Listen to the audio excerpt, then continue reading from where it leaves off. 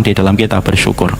Imam Ibnu Qayyim berkata, bagaimana mesin hati yang paling mudah untuk memproduksi hikmah yang kita lahirkan pada kehidupan, yaitu adalah ketika hati kita semakin bersih. Hati yang semakin bersih, hati yang paling mudah mengambil hikmah. Kalau hatinya sudah mudah mengambil hikmah, lapang di dalam dia bersyukur. Saya ambilkan sebuah kisah nyata, Pak. Kisah ini sering saya sampaikan, tapi tidak ada salahnya saya mengulang kembali supaya kita paham tentang sebuah hikmah. Saya punya santri. Ada salah satu santri saya umurnya 21 tahun, baru selesai dari pondok khidmah di Syamila, tempat kami berdakwah. Salah satu di antara teman santri-santri di depan ini. Tiba-tiba beliau menyampaikan kepada saya pengen menikah, umurnya baru 21 tahun. Saya saat itu mengatakan, antum masih terlalu muda, jangan nikah. Antum baru selesai dari pondok, baru wiyata bakti, baru merasakan sedikit rezeki yang antum peroleh dari apa yang antum lakukan. Tapi banyak kalimat yang saya sampaikan kepada beliau, jawabannya tetap beliau pengen nikah. Saya memberikan kepada beliau sebuah challenge, antum yakin nikah? Dimana antum masih muda, antum tidak ingin berbakti dulu kepada ibu merasakan kehadiran antum dan lain sebagainya. Tapi beliau ngotot, saya pengen nikah.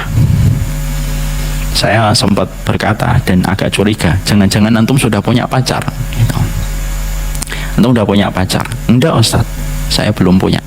Saya lagi ta'aruf dan saya pengen menikah Ustaz. Akhirnya singkat ceritanya, akhirnya beliau menikah pada waktu awal pandemi. Ketika beliau menikah di awal pandemi, qadarullah orang tuanya tidak bisa datang ke Bekasi. Ketika pada saat itu prokes begitu ketat dijalankan dan safar antara satu kota dengan kota tentunya sangat sulit dikerjakan kecuali dengan prosedur yang harus dipenuhi. Maka akhirnya orang tuanya tidak datang. Saya itu pada saat melihat beliau menikah sempat berpikir, kenapa santri saya ini biasanya beliau mau mendengarkan apa yang saya sampaikan, biasanya taat, tapi untuk urusan pernikahan beliau ngotot ingin menikah. Dan beliau tidak bisa sama sekali dipatahkan niatnya untuk menikah. Akhirnya beliau menikah, saya khutbah nikah pada pernikahan beliau. Insya Allah saya juga nanti mungkin khutbah nikah dalam pernikahannya Pak Ujang juga gitu. Kalau saya diminta, ya kan? Kalau beliau dapat jodoh. Maka ketika saya menyampaikan khutbah nikah kepada beliau, maka saat itu akhirnya beliau menikah di daerah Cikarang kalau tidak salah. Saya belum tahu apa ya hikmahnya, kenapa beliau ngotot pengen menikah dan tidak bisa dipatahkan semangatnya untuk menikah. Ternyata pertanyaan saya ketika bertanya itu pada proses ta'aruf beliau sampai dia menikah itu baru terjawab sekitar 4 bulan. Ketika saya tiba-tiba mendapati kabar bahwasanya bapaknya yang ada di Medan itu jatuh stroke, masuk ke rumah sakit 3 hari dan akhirnya meninggal dunia. Lalu ketika meninggal dunia, beliau memiliki 4 adik yang masih kecil, 2 di pondok, 2 adik perempuan yang masih kecil-kecil. Maka ketika bapaknya meninggal dunia, maka dia memboyong ibunya kembali ke kota kelahiran yang ada di Jepara. Baru saja memboyong ibunya ke kota Jepara, selang 1 bulan atau 2 bulan ibunya pun meninggal dunia. Malamnya pusing, subuhnya meninggal dunia. Barulah saya di situ setelah perjalanan 5 bulan dari pertanyaan yang berkecamuk di hati saya ketika melihat santri saya umur 21 tahun menikah, barulah terjawab. Oh, hikmahnya adalah Allah mempersiapkan beliau untuk menikah karena ada sebuah proses takdir yang sudah akan berjalan menimpa kepada kehidupan beliau, yang mana kalau beliau tidak menikah tentunya kesulitan laki-laki jomblo masih muda untuk merawat 4 adiknya, terutama 2 adiknya perempuan yang masih kecil. Tapi karena beliau sudah menikah, maka posisi istrinya menggantikan posisi orang tua atau mertuanya yang telah meninggal dunia merawat adik-adiknya.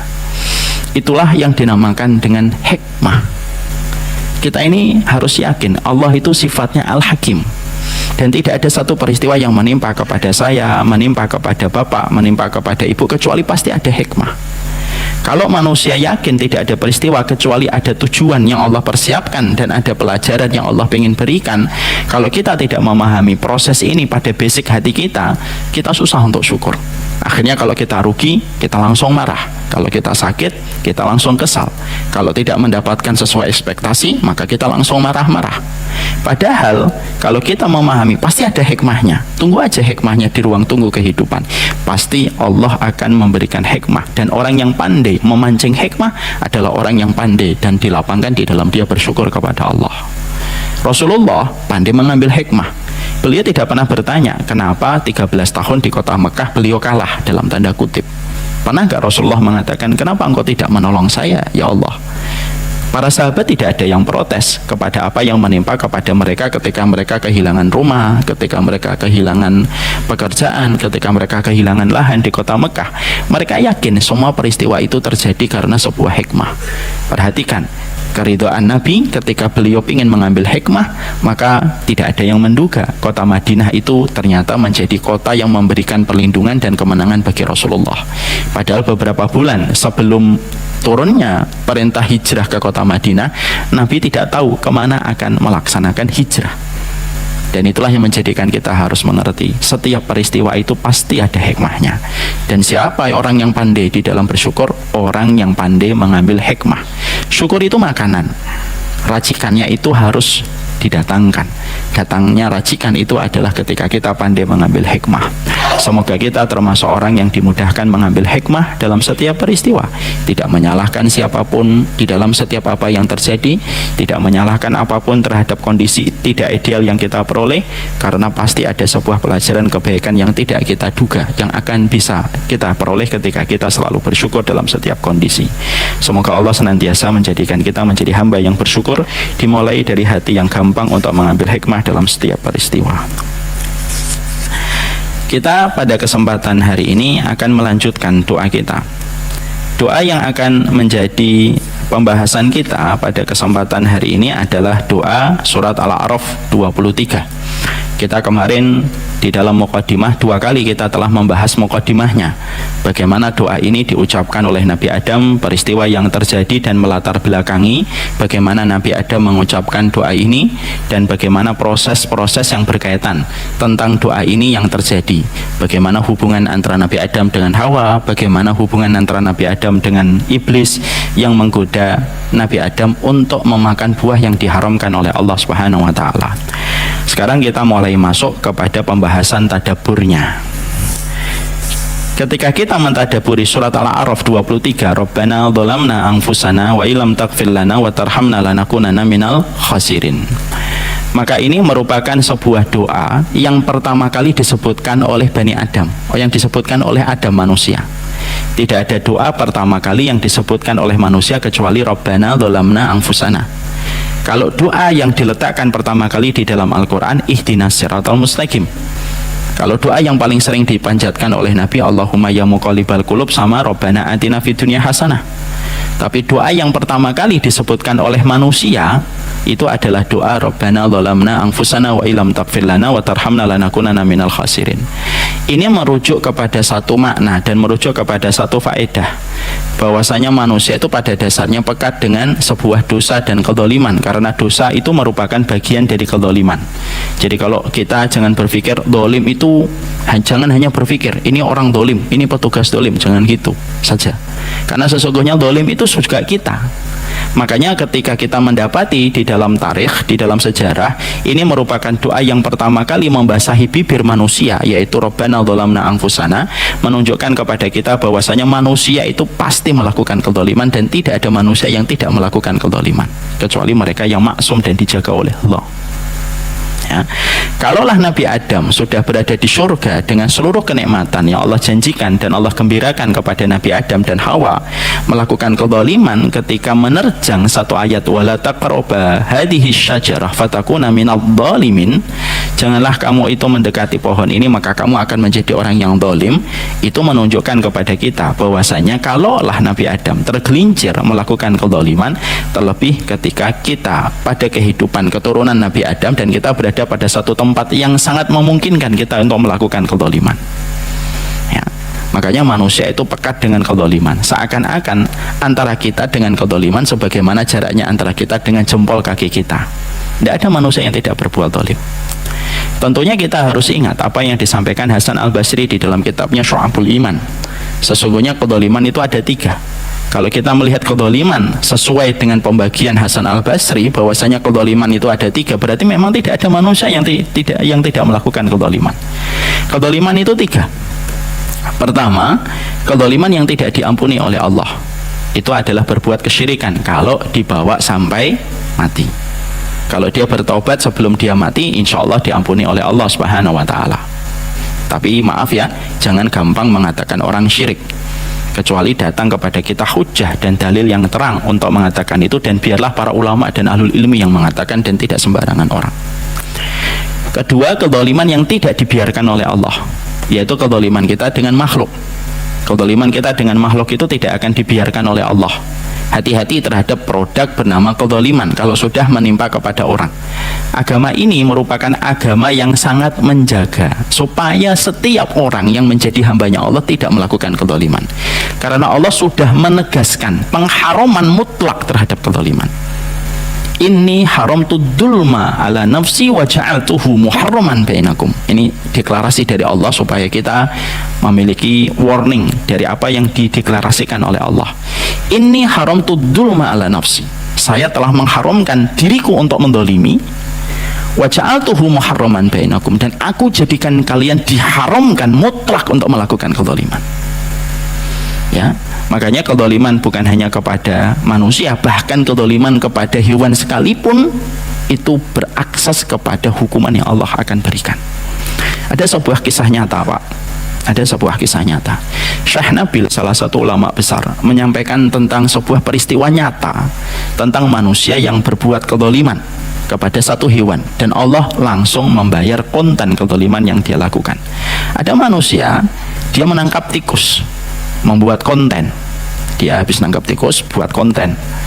Lalu tikus itu diambil, kemudian dibakar dari ujung ekornya. Bunuh tikus boleh, tapi membunuh tikus atau membunuh binatang yang kita diperbolehkan membunuh tidak boleh menyakiti. Konsepnya Islam itu jangan menyakiti, jangan menzalimi. Ketika dia ngambil tikus, maka dibakar itu ekornya, dikasih minyak dulu, dibakar ekornya. Tentunya tikus itu pada saat itu kesakitan, karena tikus itu kesakitan yang luar biasa, karena memang api itu merupakan tingkat penyiksaan yang paling sangat luar biasa perih. Makanya Allah haramkan manusia itu untuk melakukan penyiksaan dengan api. Makanya kalau ada orang, contohnya kayak ISIS, sampai membakar, naudzubillahi min dzalik, gitu, itu perbuatan yang sangat menentang dari apa yang Allah perintahkan. Ya, maka api itu salah satu hal yang paling perih. Kenapa kita tidak diperbolehkan dalam kondisi apapun membakar dengan api? Karena itu sangat luar biasa sakit yang dirasakan. Kembali ke tadi, maka tikus itu dibakar sama dia. Qadarullah, tikus itu karena kesakitan lepas dari pegangannya. Lalu ketika tikus itu lepas dari pegangannya, dia masuk ke dalam rumah pemilik rumah yang membakar tikus itu. Lalu karena tikus itu dalam kondisi kacau, dalam kondisi panik, maka dia akhirnya nyentuh banyak barang di dalam rumah itu, menyentuh kordennya, menyentuh kertas-kertas yang berserakan dan lainnya. Tidak terlalu lama setelah itu, rumah orang yang membakar tikus terbakar. Peristiwa ini dikomentari oleh seorang ulama besar, Syekh Nabil namanya, Al-Wadhi hafizahullah ta'ala. Beliau kemudian berkata, perhatikan peristiwa yang nyata terjadi, dan peristiwa itu bisa dicek di YouTube, Pak. Memberikan kepada kita tentang sebuah faedah besar. Kalau kamu mendolimi tikus saja, ternyata akan dibayar cash dan kontan oleh Allah, apalagi mendolimi manusia. Ad-dzulmu dainun. Sesungguhnya kezaliman manusia kepada manusia itu utang. Kalau kamu tidak membayar hari ini, besok. Kalau kamu tidak membayar besok, lusa. Kalau kamu tidak membayar lusa, pekan depan. Tapi tidak akan dimatikan dirimu sampai kamu membayar kezaliman itu. Makanya sampai kita mendapati perkataan Nabi, babani maftuhani muajjalani uqubatuhuma fid dunya qabla akhirah. Ada dua pintu, yang kata Allah itu ada dua pintu pada ruang kehidupan manusia, itu ada dua pintu yang tidak ada yang dua pintu itu tidak akan pernah ditutup oleh Allah selama-lamanya. Allah akan terus buka. Apa dua pintu itu? Dimana dibukanya pintu merupakan kata kiasan, artinya Allah akan terus memperhatikan pintu yang terbuka itu. Yang pertama durhaka kepada orang tua, yang kedua adalah kezaliman. Makanya Bapak lihat, tidak ada manusia sepintar apapun, sebagus apapun circle-nya dan link-nya, kalau dia durhaka kepada orang tua, hidupnya belangsakan. Tidak ada orang kok dia dolim sama orang tuanya, kecuali Allah yang turun tangan untuk membalas kedoliman ketika anak durhaka kepada orang tua. Al-uquq, yang pertama durhaka sama orang tua, yang kedua kedoliman. Makanya hati-hati, jangan sampai jempol kita, jangan sampai apa yang kita pikirkan, jangan apa yang kita ucapkan ini mendolimi orang. Jangan sampai berita-berita yang sifatnya instan menjadikan kita mudah terbakar, terpancing emosi, lalu berkomentar, lalu akhirnya menjadi bola menggelinding, menjadi sebuah kedoliman. Karena ini merupakan perkara yang harus hati-hati. Kedoliman itu merupakan perbuatan yang Allah tidak meletakkan ruang pada kehidupan iman. Makanya kalau kita memperhatikan syariat, syariat itu diletakkan oleh Allah supaya kita tidak berbuat kedoliman. Kenapa kita disuruh mudah tersenyum? Berbuat karena supaya tidak mendolimi. Kenapa kita membayar infak, sedekah? Supaya kita tidak menyakitin. Kenapa kita disuruh untuk memuliakan tetangga? Tidak, kemudian supaya tidak menyakitin. Kenapa kalau kita masak daging disuruh memperbanyak kuah? Supaya tidak menyakiti tetangga kita dengan baunya. Sampai kepada orang yang belum beriman pun kita tidak diperbolehkan untuk mendolimi. Lihat kata-katanya, ud'u ila sabili rabbik bil hikmati wal mau'izatil hasanah wajadilhum billati hiya ahsan. Ud'u itu artinya apa sih? Artinya itu ajak dalam kebaikan. Kalau kita membahas ud'u, kalau di dalam bahasa itu, ud'u itu merupakan ajakan masuk ke rumah kita. Kenapa kok sampai sebegitu luar biasanya Islam meletakkan setiap syariat ini? Supaya tidak terjadinya kedoliman. Makanya sampai sebagian ulama mengatakan, tidaklah satu kejadian menimpa kepada seseorang di masa tuanya atau di masa senjanya, kecuali itu merupakan puzzle-puzzle dari kedoliman yang dia lakukan dan dia kerjakan. Makanya inilah yang menjadikan kita di dalam kehidupan iman dimuliakan untuk sikapnya sering meminta maaf. Karena kita tidak pernah tahu di antara perkataan kita dan apa yang kita ucapkan itu mendolimi orang lain. Lalu kedoliman itu menggantung di pintu langit, dan Allah tidak matikan kita sampai kedoliman yang menggantung di pintu langit itu kembali kepada pelakunya. Karena apa? Karena sesungguhnya kedoliman itu kayak bumerang, dilempar sejauh apapun kembali kepada yang melempar. Itulah kedoliman. Kalau doakan itu kan kayak busur panah yang tidak pernah kembali. Kedoliman itu kayak bumerang. Setiap kamu melemparkan, sejauh apapun kamu melemparkan bumerang, pasti akan kembali. Itulah yang namanya kedoliman. Makanya inilah yang menjadikan kita memahamkan betul. Orang yang memiliki keberkahan dalam hidup itu, kata Hasan Al-Basri, sederhana, yang mereka tidak didominasi dengan kedoliman yang dia kerjakan. Karena ada yang kedua, kedoliman itu, yaitu kedoliman yang tidak dibiarkan oleh Allah. Kedoliman yang berkaitan tentang hak orang lain, apa yang didapatkan orang lain, yang menjadikan kita harus menghormati setiap border yang dimiliki setiap orang. Itu kedoliman yang tidak dibiarkan oleh Allah. Artinya Allah sendiri yang akan mengintai siapapun yang berbuat kedoliman. Dan maaf, ini berlaku untuk muslim ataupun non muslim. Ada fulan beriman, dia mendolimi non muslim, itu pun juga akan mendapatkan bayang-bayang ancaman dari Allah. Jadi jangan sampai kita terkena sebuah paham yang ekstrim sampai mengatakan, oh tidak apa-apa mendolimi orang non muslim. Kata siapa? Karena kedoliman itu bahasa universal di hadapan Allah. Siapapun hambanya Allah yang didolimi, hatta ketika dia belum berislam sekalipun, kalau kamu dolimi, maka Allah yang akan turun tangan dan Allah yang akan menyelesaikan bagaimana kedoliman yang telah dia lakukan. Allah rapikan dan Allah bayar hutang kedoliman itu. Makanya maaf kan saya sudah sering menyampaikan, Pak, yang kita takutkan kalau kita sudah mendolimi orang dan orang yang kita dolimi diem, nah itu kita takut, Pak. Kenapa? Berarti dia sudah menyerahkan sama Allah. Kalau sudah menyerahkan kepada Allah, maka apa yang akan kita peroleh mungkin jauh dari apa yang kita bayangkan. Karena Allah sudah betul-betul mendeklarasikan, inni haramtu dzulma ala nafsi, aku haramkan kedoliman atas diriku, sebagaimana aku haramkan kalian untuk melakukan kedoliman. Allah tidak pernah mendeklarasikan sebuah perkara setegas ini kecuali kepada kedoliman. Makanya kalau kita ngaji hanya untuk dolimin orang, lebih baik nggak usah ngaji, Pak. Kalau kita ngaji hanya untuk dolimin orang, nyebut fulan begini atau gini, nggak usah ngaji. Daripada apa? Daripada membayar hutang dolimu lebih besar daripada pahala yang kamu peroleh dari ngajimu. Kadang-kadang kita ngaji belum tentu diterima sama Allah, tapi kezaliman yang kita lakukan dan kita kerjakan sudah pasti akan dibayang-bayangi ancaman yang Allah akan bayarkan. Itu yang menjadikan kita memahami yang kedua, kezaliman yang tidak dibiarkan oleh Allah. Ada yang ketiga, yaitu adalah kezaliman yang diampuni oleh Allah, kezaliman kita kepada diri kita. Maka itu merupakan salah satu kezaliman yang diampuni oleh Allah selama kita senantiasa lekas untuk bertobat kepada Allah Subhanahu wa taala. Maka inilah yang menjadikan kita akhirnya memahami, kalau kita ditanya pekerjaan utama para malaikat itu apa? Bertasbih. Kenapa mereka bertasbih? Karena nggak pernah melakukan kezaliman. Pekerjaan utama manusia itu apa? Banyak meminta ampunan. Kenapa? Karena manusia itu pekat dan lengket, dan bayang-bayangnya sedekat tali jempolnya itu adalah kezaliman yang dia kerjakan.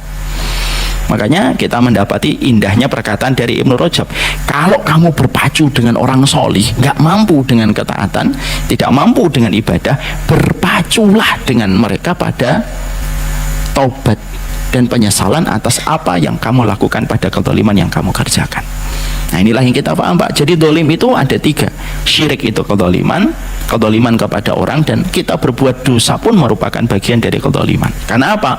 Orang yang berbuat dosa itu merupakan orang yang telah menyakiti diri mereka, karena mereka mendapatkan hijab antara dia dengan Allah semakin terbuka ketika Allah akan memberikan hukuman atas apa yang dia peroleh. Setiap apapun aktivitas yang kita lakukan selalu ada konsekuensi yang harus dibayar. Melakukan kebaikan ada konsekuensinya, melakukan sebuah perbuatan melanggar ada konsekuensinya, makan gula terlalu sering ada konsekuensinya, tidak pernah olahraga ada konsekuensinya. Ketika kita terlibat di satu kantor, lalu di kantor itu kita melakukan sebuah perkara-perkara yang menyenangkan dan mendatangkan profit, ada konsekuensinya. Sebagaimana kalau kita melanggar SOP di kantor, ada konsekuensinya. Hidup dan konsekuensi itu bukan hanya kepada kita di tempat pekerjaan.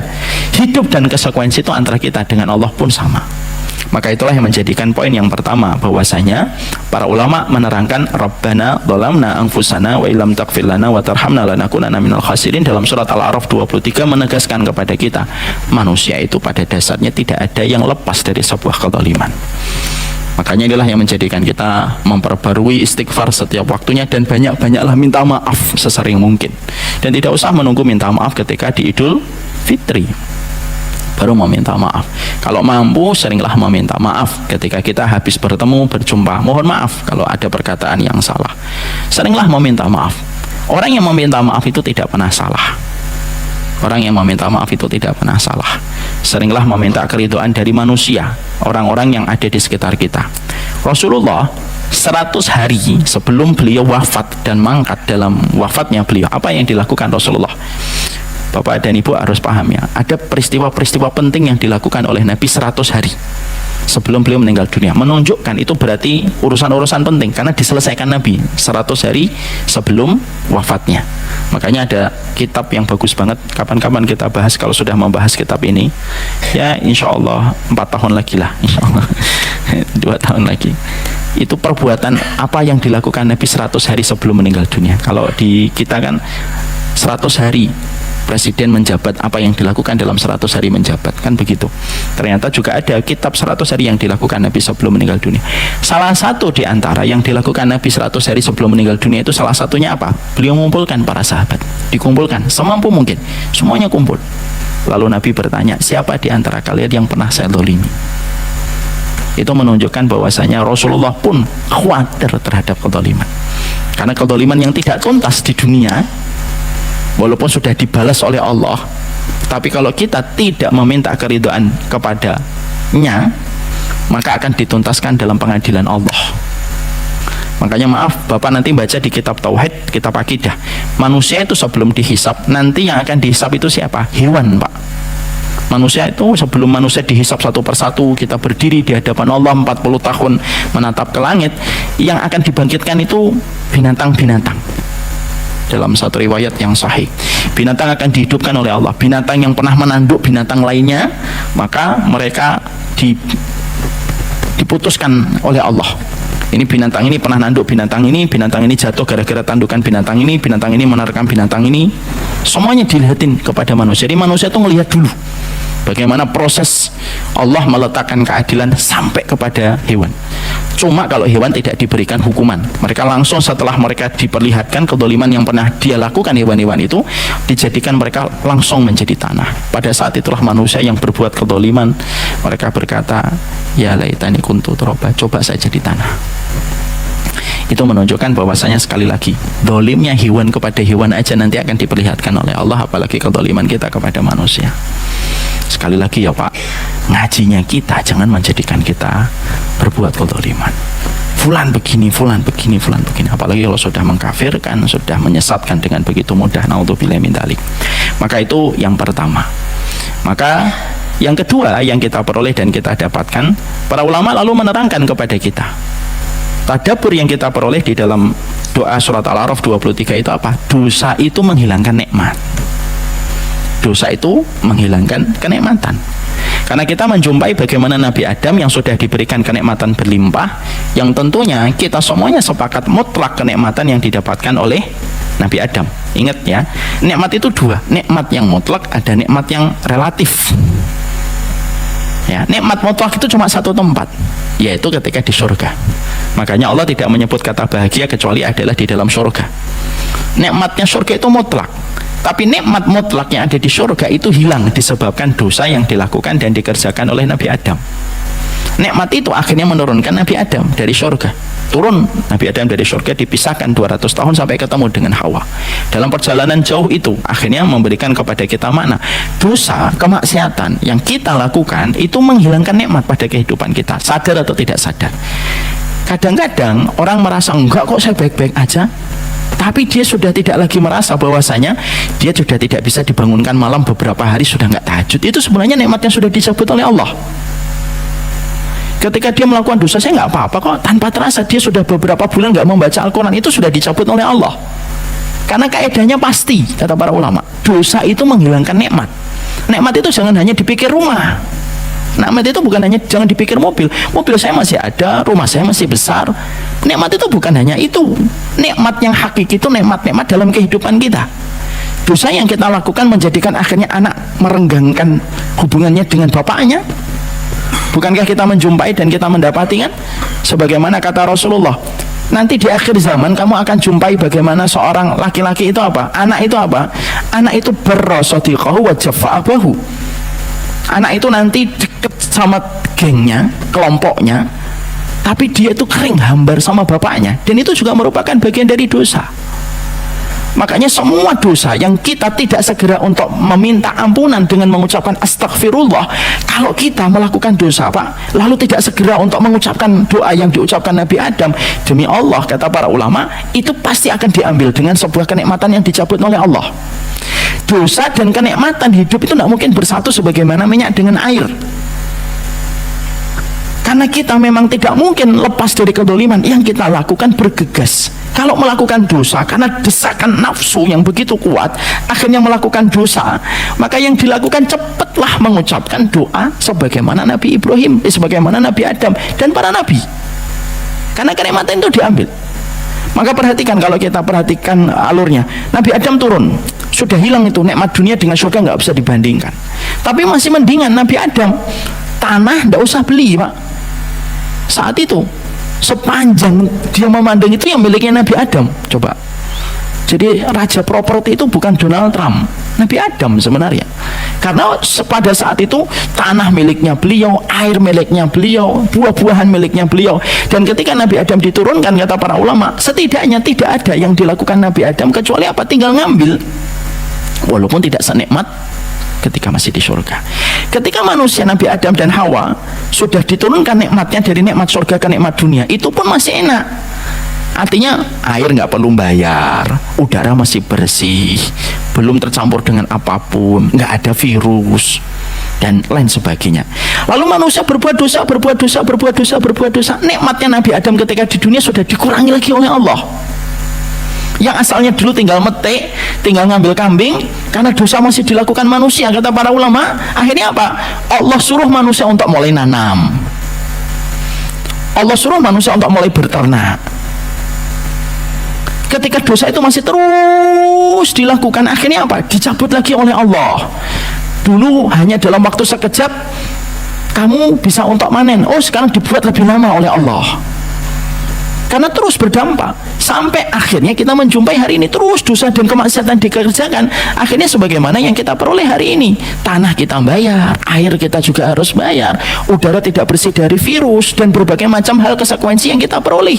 Dan itu selalu ada kaitannya dengan sebuah proses kemaksiatan. Tidak bisa kita mengatakan, nah ini proses kehidupan manusia. Itu orang yang tidak memiliki keimanan. Tapi orang yang memiliki keimanan itu selalu mengembalikan kembali kepada Allah. Gempa sama orang yang tidak beriman akan mengatakan ini fenomena alam. Tapi bagi orang yang beriman, mereka akan tahu ini memang betul. Ini gesekan lempeng bumi. Tapi yang menggerakkan lempeng bumi siapa? Allah. Kenapa Allah baru menggerakkan hari ini? Kan menjadi sebuah perenungan untuk kita. Itulah kenapa pintar itu disebut ulul albab. Dia menangkap message inti dari setiap pesan yang Allah berikan dalam setiap kejadian, Pak. Kita tidak usah jauh-jauh lah Pak, antara kita dengan kehidupan kakek nenek kita. Kan sudah sering saya sampaikan, kakek nenek kita anaknya berapa? 7, 8, 9. Kakek saya anaknya 9 atau berapa? 7. Tapi kemudian hidupnya mereka bersahaja, pergi pagi jam 8, jam 3 sudah pulang. Anak-anaknya sekolah semuanya, maghrib bisa di musola, isya pulang, waktu berkualitas. Kita hari ini Pak, dibandingkan dengan kakek nenek kita, tidak usah jauh-jauh ke Nabi Adam. Kakek nenek kita aja sudah beda Pak. Makanya bisa bayangkan, berarti Nabi Adam itu walaupun sudah diturunkan dari surga masih enak. Kita dengan kakek nenek kita aja sudah beda Pak. Banyak di antara kita harus pergi sebelum subuh, pulangnya jam 9, anak baru 2, 3, tapi seakan-akan kurang, tidak pernah cukup. Kita tidak pernah punya waktu untuk ngajak kita untuk kemudian duduk maghrib bersama anak kita. Dan tanpa kita sadari, semua dosa itu mengambil sebuah kenikmatan pada kehidupan kita. Lah itu yang sering tidak kita sadari. Makanya kenapa istighfar itu menjadi salah satu tanda karakteristik orang yang beriman. Karena kenikmatan hidup itu tidak akan diberikan sama Allah sampai kamu melakukan maksimal untuk senantiasa memohon ampunan kepada Allah. Semua perkara itu. Makanya inilah yang menjadikan akhirnya kita belajar dari apa yang terjadi dan menimpa kepada Nabi Adam. Nabi Adam itu cuma makan satu buah, itu pun tidak habis Pak. Cuma satu gigitan tok. Cuma satu gigitan aja, konsekuensi hukumannya dari Allah itu sebesar itu. Diturunkan dari nikmat mutlak menuju kepada nikmat relatif di dunia. Padahal cuma satu gigitan aja. Nabi Adam tidak sampai nambah. Nabi Adam nggak nambah sampai makanannya, sopnya, enggak, cuma satu gigitan buahnya saja. Tapi sudah cukup bagi Allah memberikan hukuman di dalam kehidupan Nabi Adam. Lah peristiwa ini para ulama menasihati kita semuanya. Hidup itu konsekuensi. Kalau kamu melakukan dosa silahkan, tapi ada konsekuensinya. Makanya wasiatnya Jibril kepada Rasulullah Muhammad itu apa? Ngajarkan tentang konsekuensi. Ilma ma syi'ta fa innaka mayitun, ilma ma syi'ta fa innaka majziyun bihi. Kan Nabi, kan kita mendapati malaikat Jibril itu kan berwasiat, berbuatlah apa saja, tapi kamu mati loh. Berbuat apa saja, tapi kamu akan merasakan akibatnya. Jadi itu yang kita harus paham. Makanya nikmat itu selalu hilang kalau sudah dimasuki dengan dosa. Ini ada kisah nyata Pak. Saya tutup kajian kita ini, kesempatan pagi ini. Ada kisah nyata, saya sudah minta izin sama beliau untuk menyampaikan sebuah hikmah dalam peristiwa ini. Ada seorang ikhwan muda, beliau berbisnis, sempat terlibat riba. Dalam perjalanan bisnis yang masih ada sangkutannya dengan riba, dengan izin Allah, beliau karena pingin sekali untuk segera membebaskan hutangnya dari riba itu, akhirnya Allah mudahkan, karena memang dia pingin membersihkan. Akhirnya dia tepat waktu membayar, lepas, lega dia. Masya Allah, akhirnya lepas dari riba. Ketika beliau sudah disiplin di dalam interaksi kepada pihak yang memberikan kepada beliau itu adalah riba, kata disiplin, maka mendapatkan tren positif dari pihak yang memberikan riba itu. Lalu pihak riba itu ketika selesai bukan melepaskan tapi mendatangi lagi, Pak, kami pinjemin lagi Pak, gitu. Oh enggak, sudah. Saya sudah, alhamdulillah ini sudah berjalan semuanya bisnis saya. Bapak nggak apa-apa, nanti kami akan ini karena Bapak kami miliki trennya baik, gini. Kami akan berikan pinjaman dengan lebih lunak dan gini. Terus akhirnya hampir sering untuk dikomunikasikan dan sering ditelepon. Beliau sudah tahu itu haram. Beda dengan yang pertama. Yang pertama ketika ngambil belum tahu kalau itu adalah bagian dari sebuah riba yang harus ditinggalkan. Dalam perjalanan di tengahnya baru tahu dan berusaha untuk meninggalkan. Sebenarnya sudah dimudahkan oleh Allah membayarnya. Qadarullah ketika sudah selesai ini terus pihak ini menelepon dan akhirnya tergiur. Ya, coba deh saya akan meminjam lagi. Mungkin dengan itu saya akan bisa lebih besar lagi. Nanti kita tutup dengan berbagai macam ketaatan lah. Ada salah ya berinteraksi dengan riba lalu berdalih akan melakukan ketaatan setelah mendapatkan profit. Tidak segampang itu, karena jerat riba itu lebih parah daripada jerat narkoba di hadapan Allah. Akhirnya kena Pak. Akhirnya karena dikasih berbagai macam keringanan, fasilitas dan lain sebagainya, akhirnya tergiur lagi. Beliau ngambil riba kembali, lalu membuka beberapa bisnis di kota kelahirannya. Dia buka ini, dia buka ini, buka ini. Ada 3 bisnis kalau tidak salah yang beliau buka. Qadarullah, ya, 3 bisnis yang beliau buka di kota kelahirannya itu tidak berhasil.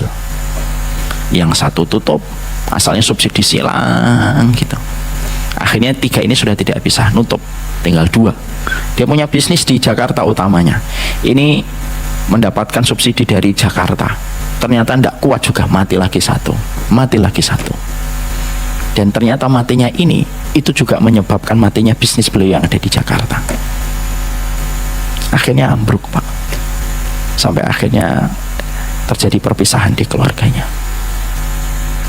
Apa pelajaran yang beliau sampaikan di tengah kesedihan beliau gitu? Beliau nyampaikan, saya itu sudah dibantu sama Allah.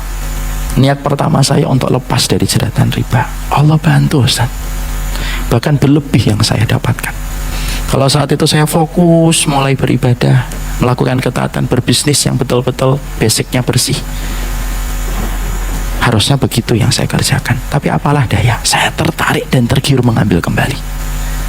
Dan ketika itu masuk, ya kita paham, kalau riba sampai diharamkan oleh Allah, berarti sel kankernya riba itu lebih parah daripada sel kanker yang ada pada kehidupan manusia. Kenapa? Kalau sampai diberikan ancaman besar sama Allah, itu berarti dampak keburukannya itu besar banget. Jadi Bapak, kalau mari kita belajar untuk melihat para ulama. Jadi ulama itu mengatakan begini, kalau kamu melihat ada satu dosa kok sampai ancamannya gede, berarti dampak kerusakan dari dosa itu kalau dilakukan gede sekali. Contoh homo, kok sampai kita ngelihat kenapa homo itu hukumannya berat, bahkan melebihi hukuman kepada pelaku zina, karena dampak kerusakan dari homo itu luar biasa pada peradaban manusia. Maka itu yang akhirnya menjadikan apa? Akhirnya kenikmatan itu hilang. Dan beliau sekarang merintis dari awal, pelan-pelan gitu. Setelah hilang bisnisnya, hancur keluarganya. Dan itulah yang akhirnya memberi sebuah pelajaran kepada kita. Potret kejadian Nabi Adam itu akan mungkin terjadi. Akan ada Adam-Adam baru pada kehidupan manusia yang tidak mengambil pelajaran dari kisahnya Nabi Adam. Setiap dosa selalu menghilangkan nikmat. Pasti itu. Itu pasti. Dan itu sesuatu yang tidak diingkari oleh Allah. Maka itulah yang menjadikan kita akhirnya memahami poin yang kedua.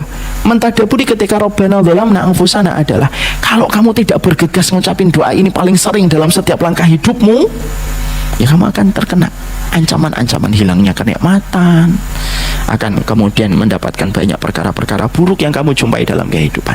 Dan itulah yang menjadikan kita akhirnya memahami ketika mengucapkan Rabbana dzalamna, kita ini zalim, kita ini pendosa.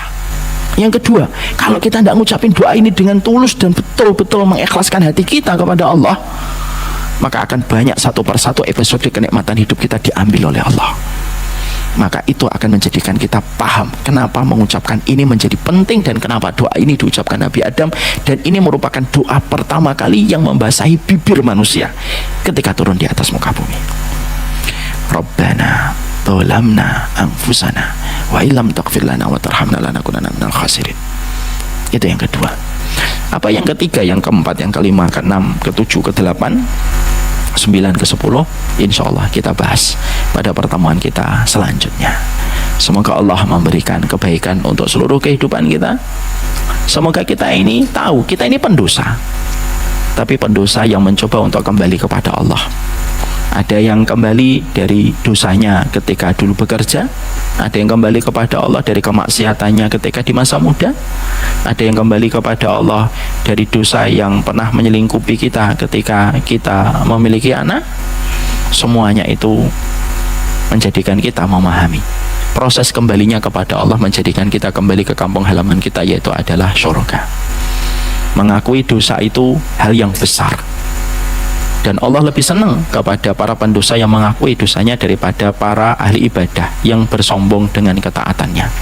Semoga Allah memberikan keberkahan dalam setiap urusan kita. Wassallallahu ala nabiyina Muhammad. Kita masih di surat Al-A'raf 23, dan kita sudah masuk kepada sebuah tadabbur dari para ulama ketika mereka menyingkap arti dan makna pada kata dan doa Rabbana dzalamna anfusana. Kita akan lanjutkan poin ketiga sampai poin yang ke-10. Apa makna yang dihadirkan? Kenapa di situ ada dzalamna wa ilam taghfir lana wa tarhamna? Kenapa sih kata ampuni dan rahmati selalu bergandengan? Kenapa ada kata khasirin? Semuanya sudah dijelaskan maknanya oleh para ulama, dan semoga kita adalah orang yang pandai mengambil setiap makna pada setiap kalimat-kalimat kebenaran. Makanya para ulama lalu menyampaikan penuntut ilmu itu ada yang mampu mengambil hikmah, mampu mengambil makna pada setiap kalimat kebenaran. Ada para penuntut ilmu yang mereka tidak pernah mampu mengambil makna pada setiap kalimat kebenaran. Semoga kita yang kedua.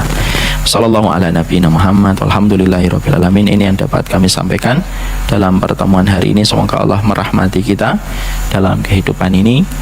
Mari kita cukupkan kajian kita pada kesempatan hari ini. Kita buka dengan 2 pertanyaan kalau ada. Kalau ada yang ingin bertanya, saya persilahkan. Beliau dulu. Yang kedua, Mbak. Assalamualaikum warahmatullahi wabarakatuh.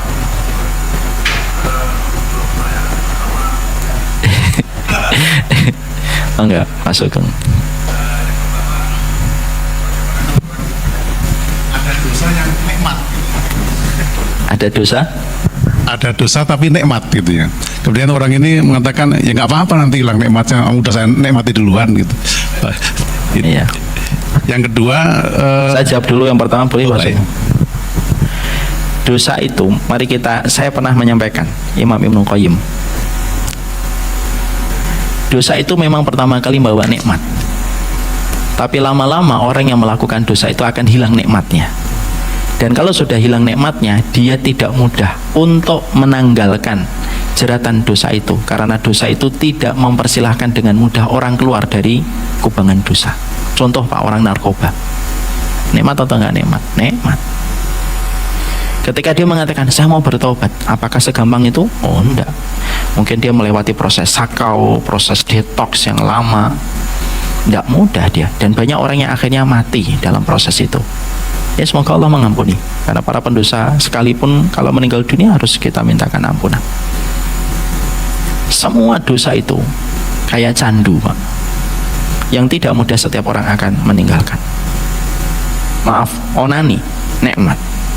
Orang pengen untuk bertobat dari onani, apakah gampang? Enggak, Pak. Diuji dengan luar biasa yang telah menjadi kebiasaannya. Menghentikan habit itu enggak gampang.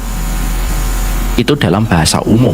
Ini dalam bahasa dosa, di mana setan itu akan terus memberikan kepada manusia untuk berbuat dosa. Bukankah di dalam surat Maryam Allah menyampaikan bahwasanya setan itulah yang memberikan kekuatan manusia untuk berbuat dosa dan berbuat dosa. Nah, itulah yang menjadikan kita, kenapa kita diperintahkan untuk segera bertobat dari dosa, karena mendapatkan pertolongan dari Allah jauh lebih besar ketika kamu langsung habis melakukan dosa langsung bertobat. Walaupun mungkin nanti bisa terjebak lagi. Ustadz, ada kan manusia gini, masuk, kalau berbuat dosa dia ngomong tanggung sekalian nanti tobatnya, tanpa dia sadari mengakhirkan taubat itu menjadikan dia harus menghadapi konsekuensi lambatnya pertolongan sebagaimana lambatnya dia bertobat. Kenapa? Pertolongan itu diberikan sesuai dengan responnya dia memberikan jalan taubatnya. Makanya orang yang misalkan maaf habis berzina, naudzubillahi min dzalik, nasallallahu alaihi wasallam, dia zina, langsung astagfirullah, nyesel, kemungkinan pertolongan Allah besar kepadanya daripada zina terus merasa senang nggak ketahuan. Lagi sejauh kamu mengakhirkan taubat, maka sejauh itu lambatnya pertolongan akan datang menyapa hatimu. Nah, itu yang dikatakan oleh Imam Ibnu Qayyim. Allah a'lam bishawab. Baik, yang kedua, dosa di dalam dunia nih yang Allah hilangkan cabut nikmatnya nih, apakah khusus untuk seorang muslim, apakah ini untuk seluruh manusia?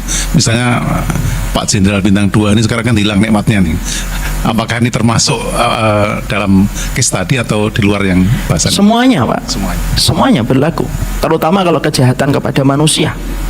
Saya tadi menyampaikan, kejahatan manusia, kedzaliman manusia kepada manusia itu tidak mengenal identitas agama. Ada orang non-muslim mendolimi non-muslim, apakah kemudian Allah berlepas gitu membiarkan? Enggak lah. Tanda rahmatnya Allah, rahmannya Allah itu apa? Allah tetap akan memberikan keadilan kepada siapapun di antara hambanya, baik yang muslim atau non-muslim, yang mereka mendapatkan kedzaliman. Itu sifat rahmannya Allah. Rahman dan Rahim itu bedanya. Rahman itu kan berlaku jami, lil jami, yutlaq alal jami, lil mu'minin wa ghairihim. Dia berlaku untuk mukmin atau enggak mukmin, Pak. Apa yang dia dapatkan ketika membunuh, kalau dibuktikan di persidangan dia betul membunuh, memang termasuk yang membunuh, maka bisa jadi, maka apa yang didapatkan itu bagian dari apa yang dia peroleh, belum lagi dengan ancaman di neraka. Makanya kalau kita ditanya, orang kafir itu atau orang muslim itu di akhirat itu dihisap oleh Allah ataukah tidak? Dihisap oleh Allah atau tidak, Pak? Orang yang tidak muslim itu dihisap oleh Allah atau tidak? Siapa yang mengatakan dihisap? Angkat tangan.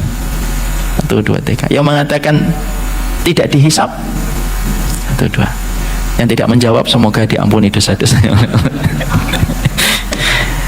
Maka terjadi perbedaan para ulama, sebagaimana terjadi perbedaan pendapat jamaah Baitur Rahman.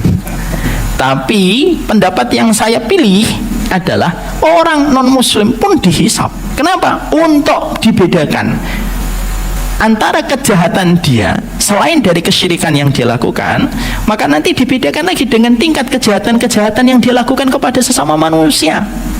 Makanya ada orang non-muslim, dia diadab oleh Allah tapi tidak sekeras tetangganya yang sama-sama non-muslim. Kenapa? Karena yang non-muslim ini dia zina, dia bunuh orang, dia jahat sama orang, dia nyakitin orang, itu lebih parah lagi.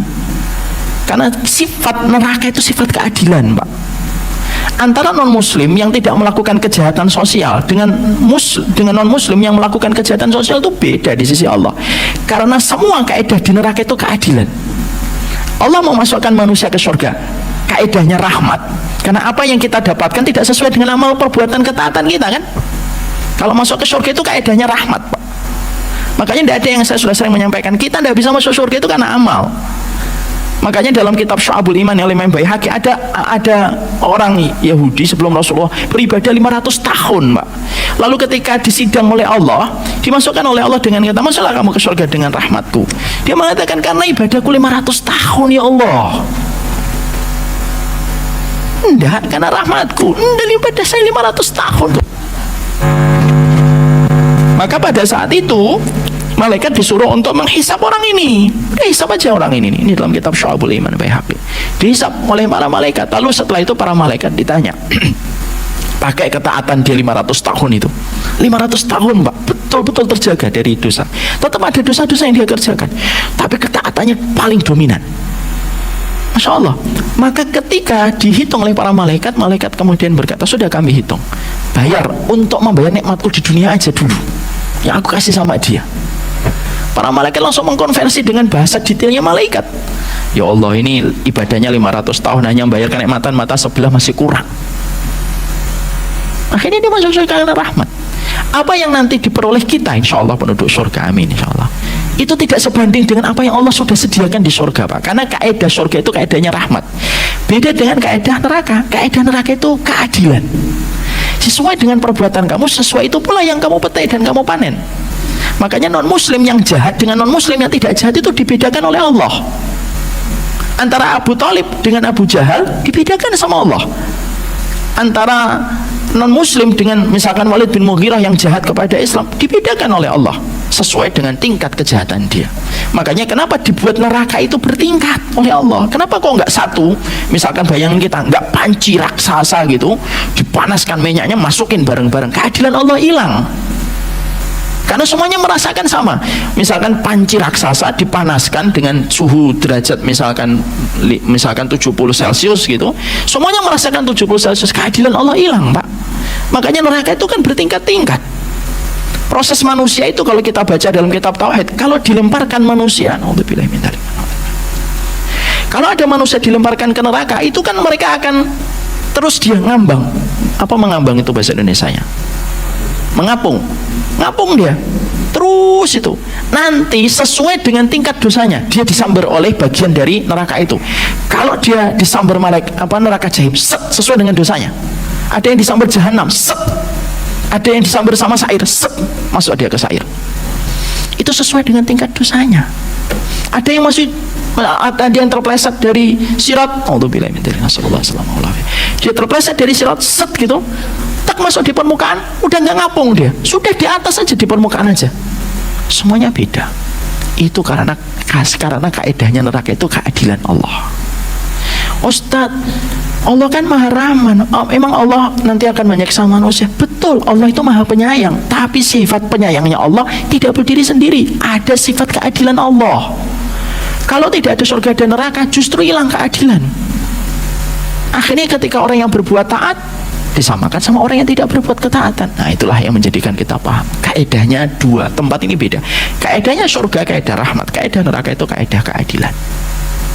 Itu makanya tadi yang kita bahas. Pertanyaan tadi apa Pak? Saya lupa saya. Jangan untuk orang muslim lagi Pak. Kenapa? Jangan orang muslim di dunia, apakah dia juga karena iya, kasus tadi itu ya. Maka itulah yang menjadikan akhirnya kita paham kalau non muslim berbuat kezaliman dengan non muslim sekalipun, Allah juga akan memberikan. Itu sifat rahmannya Allah ketika di dunia. Makanya hati-hati, itulah kezaliman. Nggak usah sama non muslim yang manusia Pak, sama tikus tadi aja kisahnya ada kok. Bisa dicek itu di YouTube, masih ada kisahnya. Bagaimana rumahnya terbakar hebat gara-gara tikus itu terlepas dan masuk ke dalam rumahnya. Itulah indahnya Allah. Bisa dimahami maksudnya? Ya. Ya, nggak gimana-gimana sebenarnya.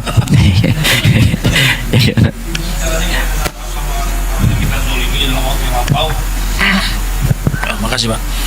Bagaimana caranya kita minta maaf kepada orang yang kita zolimi pada saat lampau, mungkin sekitar 5 tahun atau 10 tahun yang lalu gitu. Namun sekarang orang itu sudah tidak bisa kita temui gitu. Apakah sudah meninggal atau sudah di mana tidak bisa kita temui. Kita mungkin pernah menzolimi dia tapi udah nggak bisa temui. Gimana caranya? Sedekah atas nama orang yang mungkin antum dolimi, yang antum sudah lupa. Ya Allah, saya sedekah 1 juta mungkin kepada siapapun yang pernah saya dolimi dan saya tidak tahu lagi kemana dia. Saya sedekahkan harta ini atas nama kebaikan untuk beliau. Karena melakukan kebaikan yang ditujukan kepada orang yang kita dolimi, kafarahnya kita dari dosa itu. Contoh nih, mari kita lihat dari perkataan Imam Nawawi. Pak Hari ngibahin saya. Moga-moga saya nggak pernah, tapi kalau pernah ya istighfar sama Allah. Pak Hari ngibahin saya. Terus Pak Hari kan dolimin saya. Maka yang dilakukan ada 2 opsi dalam petunjuk syariat. 1, Pak Hari langsung minta maaf sama saya. Ustaz, saya pernah ngibahin Ustaz. Ya, saya ridho. Selesai itu, tidak ada lagi pengadilan Allah di akhirat. Atau yang kedua, kalau saya ngomong langsung ke Ustadz, ya nanti Ustadz akhirnya renggang sama saya. Lalu yang dilakukan, kata Imam Nawawi, dzikru mahasinahu, yaitu adalah kamu menyebutkan kebaikannya di tempat kamu menggibahi. Itu kafarahnya. Dari situlah sebagian para ulama mengatakan menyebutkan kebaikan orang yang kita gibahin untuk mengganti gibah yang pernah kita berikan, itu kafarahnya, itu penebusnya. Sama, kalau kamu melakukan kezaliman, orang yang kamu zalimi tidak lagi bisa kamu jumpai. Di mana dia? Kok sekarang nggak ada? Oh ya sudah, saya sedekah, saya sedekahkan. Dan itu ada kisah Abu Dhamdham radhiyallahu anhu. Abu Dhamdham ini Pak tidak punya infak, nggak punya harta Pak Hari untuk dia sedekahkan. Jadi dia nggak punya harta untuk dia sedekahkan. Apa yang dilakukan Abu Dhamdham radhiyallahu anhu? Ya Allah, saya ini nggak punya uang, saya nggak punya harta untuk saya infakkan ya Allah. Yang saya kerjakan adalah saya ridhoi siapapun yang mendolimi saya, silahkan sebagai bentuk sedekah saya. Itu, dan itu riwayatnya termasuk salah satu riwayat yang hasan. Sama pula itu. Jadi yang kita rajin-rajin untuk melakukannya itu. Makanya sedekah itu kalau bisa ada manajemen niatnya yang benar. Saya sedekah nih, sedekah kepada fulan. Ya, maka sedekah kita kepada fulan ini pertama untuk menghapuskan dosa saya.